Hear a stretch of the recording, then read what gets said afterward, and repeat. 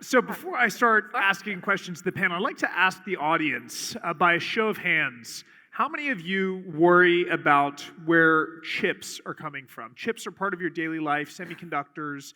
They go into everything. When you registered for this conference, your data, all of that flowed through semiconductors, that every stage of our life, every aspect of this, sitting behind me on the stage are hundreds or thousands of chips. So how many of you worry whether they're coming from China, whether they're coming from the US, whether they're being made by a company that's in Taiwan, which is, obviously in a hot jurisdiction for China.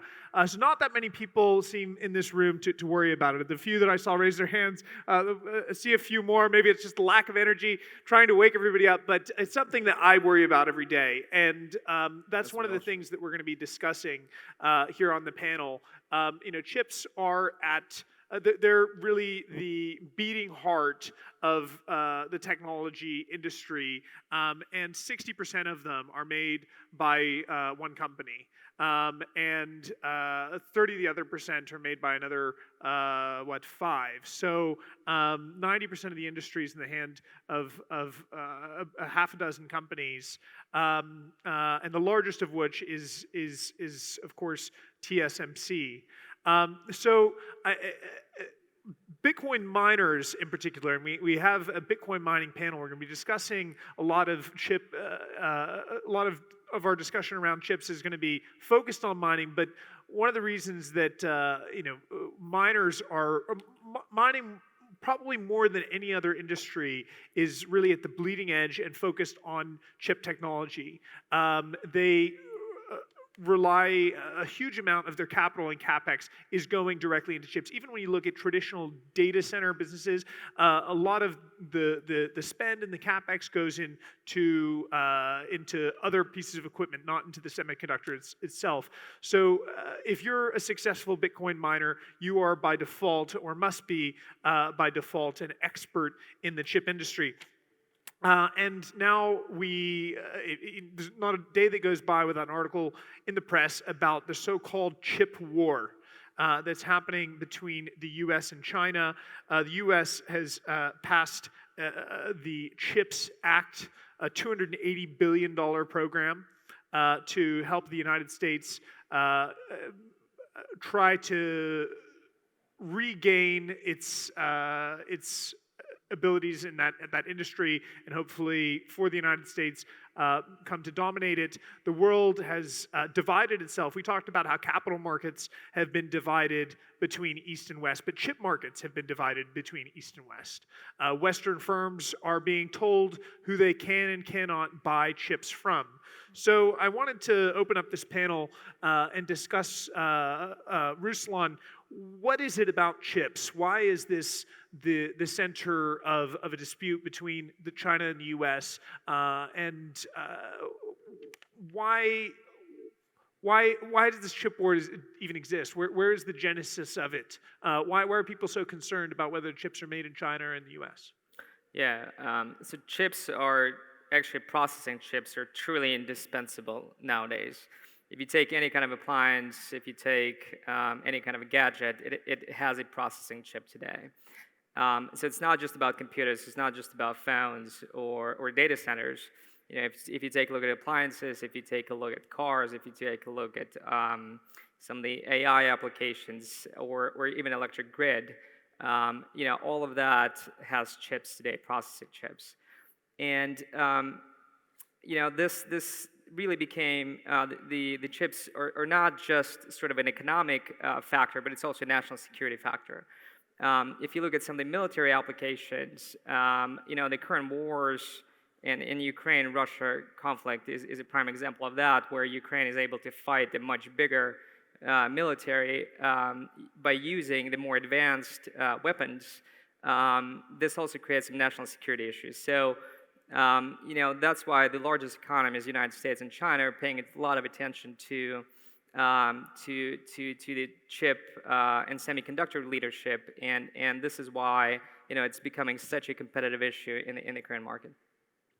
Taras, do you think the United States is going to be successful with the CHIPS Act? And what are some of the dynamics that you've seen change with suppliers in the industry having to change their supply chains in order to adapt to this government policy? So I'll address your question in turn. I absolutely think the United States will certainly gain massive advantage through the CHIPS Act. There's billions of dollars being spent right now in infrastructure in the United States, specifically Arizona, where Samsung as well as TSMC have announced massive fabrication facilities that are going to be built onshore, really dealing with some of the national security issues that Ruslan mentioned. Sorry. Regarding the supply chain, one thing that folks should really understand and appreciate about advanced semiconductor technology, it is one of the most convoluted and complex supply chains on the planet. Right down from the rare earth metals that are required for the doping of high-quality silicone, all the way down to the lithographic technology required to print chips.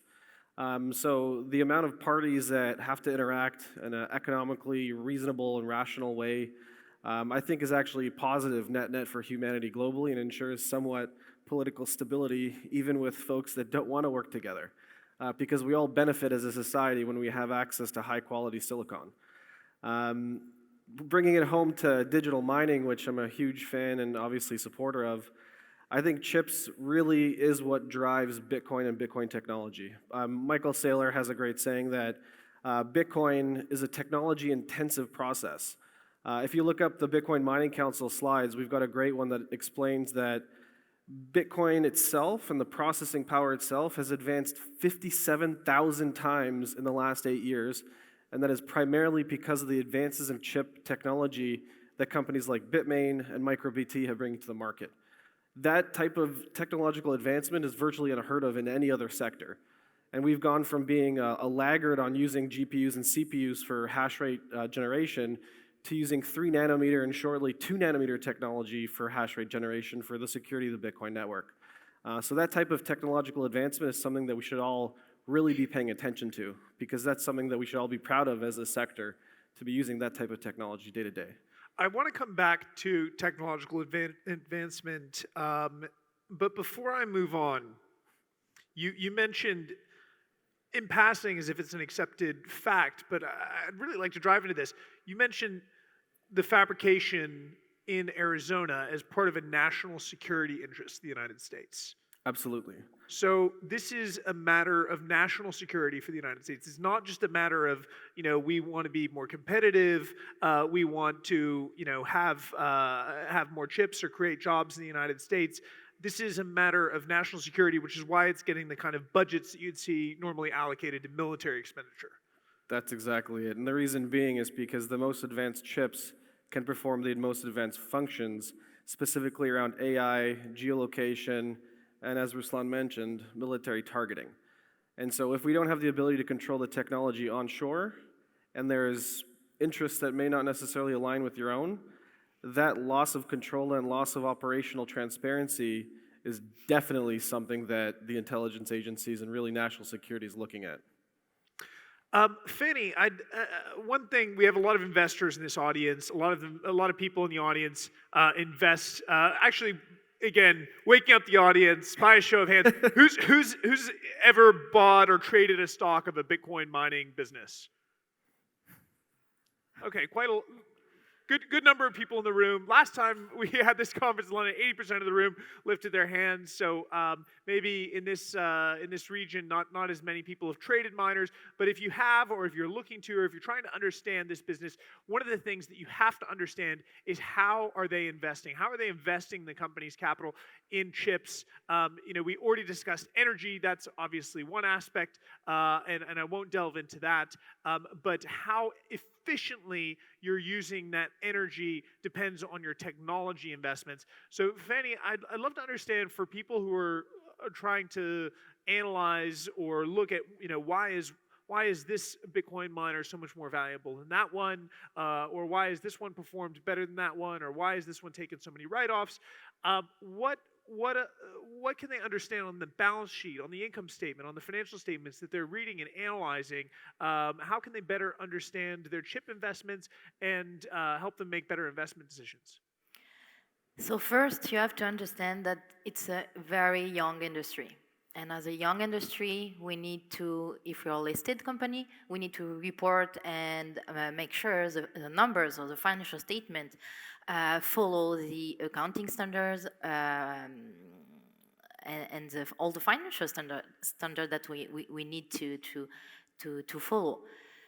In a young industry, regulators don't know how to deal with this.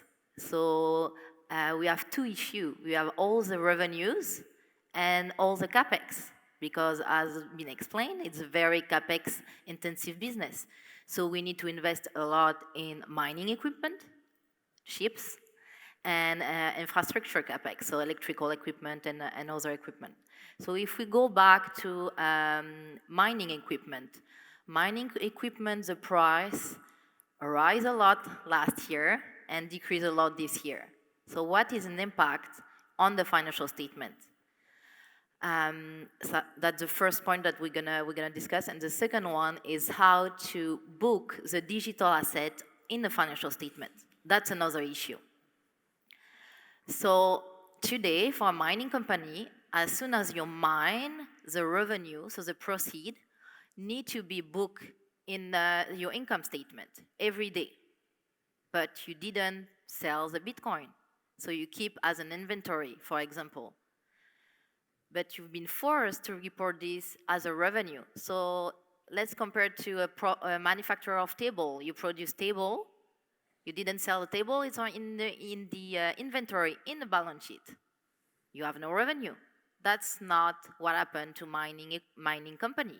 We've been forced to book a revenue even it's not sold. So then few mining company keep the holding in the balance sheet. Some sell the mining proceed. If you sell the mining proceed, then you have a gain or loss in your income statement. And if you keep it, you're gonna stay in your balance sheet. And you're gonna have a revaluation up and down, depend of the price of the Bitcoin. And we know today the price decreased, so we all have loss, non-materialized, in the income statement. So that's for the digital asset part. Then if we jump to the equipment, you have every reporting date, you have to look at the fair value of the equipment. When the price was high, you pay high price, was fine, no adjustment. Based of today's price, it's been discussed a few panels earlier, the tremendous drop in the price per T. We're gonna have to book impairment loss, because the price, the value of the capex you're gonna see in the balance sheet, that's not the fair value of based on the market today. So we're gonna see in all these public company big impairment loss that's gonna be in the income statement.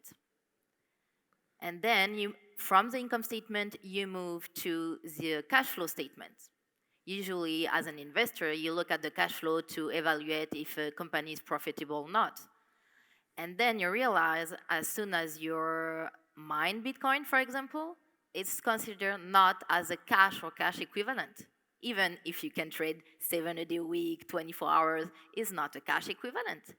So you need to remove from your cash flow statement everything that's been linked to digital assets, except if you sell, because you receive some fiat money for the sale of the Bitcoin. So it's very, very difficult for an investor to compare apple to apple financial statement from a digital company, mining company, or any other type of the company that has a digital asset, not only Bitcoin, with another industry. Cash flow is not the same. And you look at the cash flow, all the digital assets being removed, then you have to look back at the balance sheet to see the value of the digital assets. But that's the value on a specific date, let's say December 31. That's not the value of today. So then you have to jump again and go to the notes to see the quantity ordering that the company ordered of digital asset and to compare with the current price of the digital asset. So it's very, very complicated today based on all the accounting standard for an investor to understand what's going on in this industry. Also, again, engaging with the audience. How many people in the audience are familiar with Moore's law? So for many years, for many decades, there was this law, so to speak, or this every 18 months, the distance between transistors would decrease by half, and what that meant was that chips became twice as fast, in effect. And for many years, that was true. What would happen is, just about every 18 months, you'd have the combination of a so-called die shrink and a design upgrade, where chips would get more and more efficient. And if you looked through the design of these transistors, if you look at the latest chips, you'll see nanometers. How many nanometers is the process or the design of the transistor? And what you'll notice is that those numbers used to go down. But there's been in a fairly linear way, in a fairly linear fashion. But now that's tapered off. It's become nonlinear.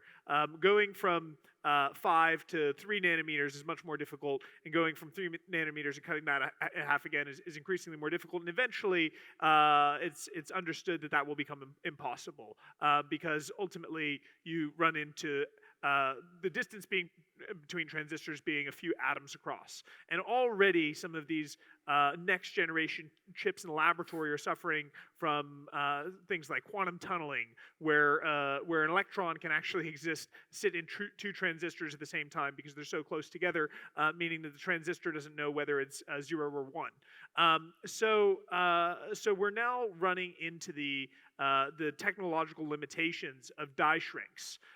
But our chips keep getting faster and faster. Your phone keeps getting an upgrade every year, and whether the jump from an A16 to an A17 from Apple is more of a marketing gimmick, they're still advancing chips. But what's happening is more squeezing more efficiency and more power out of a chip that hasn't been able to do another die shrink. And this is an area where I wanted to ask Ruslan about how miners are looking at new technologies and new ways to eke more efficiency out of chips that are not able to go through that die shrink. Another thing that Taras highlighted was the 45,000 times advancement, or 57,000 times. So another dynamic is Bitcoin miners followed a very accelerated Moore's law, because when they first approached the TSMCs of the world, they were a low priority customer, or the manufacturer. So they got the old chips. They got the stuff that they couldn't sell to Apple, the stuff that they couldn't sell to the latest and greatest, that they couldn't put in the latest devices.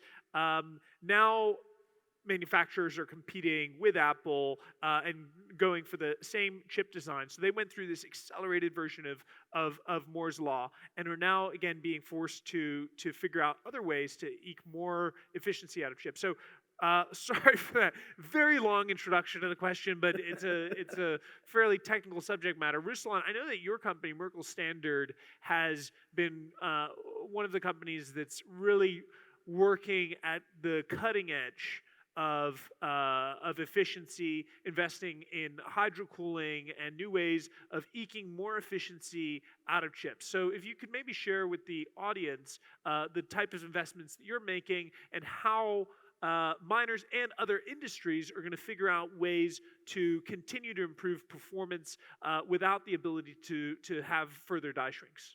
Perfect. So the Bitcoin mining industry has done a phenomenal job over the last 10 years or so in terms of improving efficiency.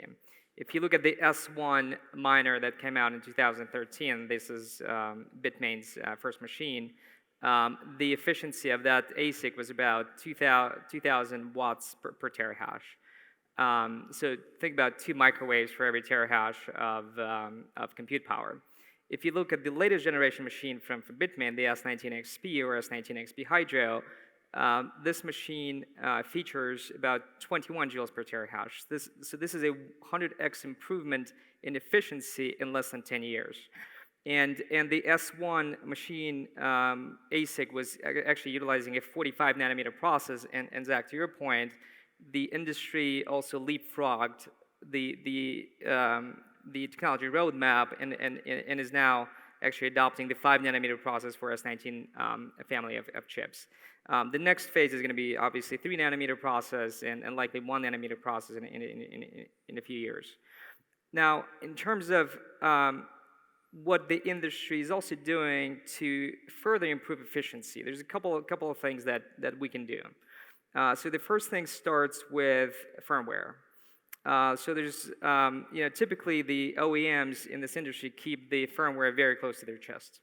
But there's some sort of, there's several aftermarket solutions that allow to really tinker with power consumption and really try to find the best point in terms of profitability and maximizing total profit for miners. So that's one. The second point is around utilizing additional ways how to remove heat from the chip.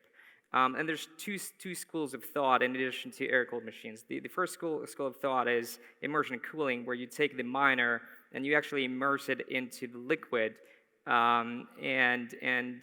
carries certain advantages, like you can overclock the machine, but there's some questions about loss of efficiency as well as the durability of the actual miner. Bitmain recently came out with another solution, which is called hydro-cooled solution, and we are one of the early adopters of this technology in the industry. We're currently running around 25 megawatts of hydro-cooled data centers at our location in Washington. And that approach is a little bit different from immersion. The chip itself is cooled by liquid, by water, but water does not touch the chip. So there's a heat exchanger attached to the chip, and it basically sucks out all the heat from the chip and therefore provides some advantages around efficiency. And as miners, our financial model, our business model is highly sensitive to efficiency, because every dollar of power savings hits the P&L, the bottom line, right away. So Taras, I'd love to, Ruslan's clearly at the leading edge and has been successful in investing in new technologies and deploying them. But tell us about, you've seen a variety of miners through the cycles. What are some of the risks of investing at the bleeding edge? Where have you seen miners that have not been able to do what Ruslan's done successfully fall over by making the wrong technology investments or not understanding the technology they're investing in and deploying it correctly? So if you don't control your power, you're going to have a really difficult time to stay afloat in a bear market, and we're seeing that right now. I think that the power industry is going to merge or really absorb digital mining, and digital mining will become an ancillary service of power generation on a global basis. We're seeing a lot of existing miners struggle because of over-leverage, but more importantly, it's because of the cost input from the power side. OpEx from electricity input is really around 80 to 90% of most of the income statement and cash flow statement, as Fanny alluded to earlier, for miners. And so what miners really need to think about, and Fred from Marathon had a really good example, is how are you thinking about power? What is your input cost?